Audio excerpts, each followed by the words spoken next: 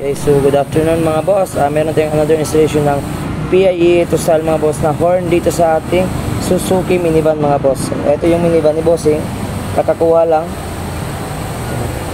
Kaka-release lang itong van mga boss. Pinalagyan niya agad Bossing ng PIE to style mga boss na horn. Ito yung specification ng horn natin mga boss. Yan. Yung isa is naka 400 Hz at saka 500 Hz mga boss.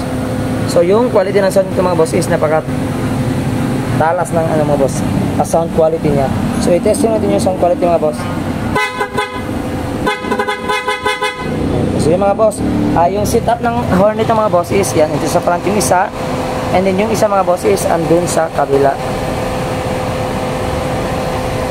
Hindi visible dito isa yan sa mga boss. So meron ding superior bass na PIE mga boss. Dalawang klase yan siya. Yung isa is medyo malaki yung sound mga boss. So, yung isa yung is Bosch Europa yung brand. So, ito yung sample natin mga boss na horn. Pinakita ko kanina sa previous last video mga boss. So, ito siya. Ito yung horn natin na tatlong horn mga boss available. Bosch at saka PIE mga boss. So, meron dito yung JBL speaker mga boss. Yan.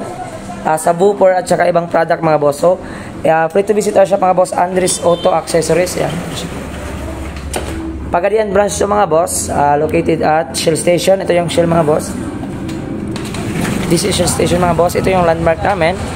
And then yung logo is visible mga boss sa labas. Kasi napakalagay ng logo na Andres Auto Accessories mga boss. Ito siya. So madali lang po siyang hanapin mga boss. Kasi along the highway lang po siya. Dito lang siya banda. Ayan. So yun lang mga boss. Peace.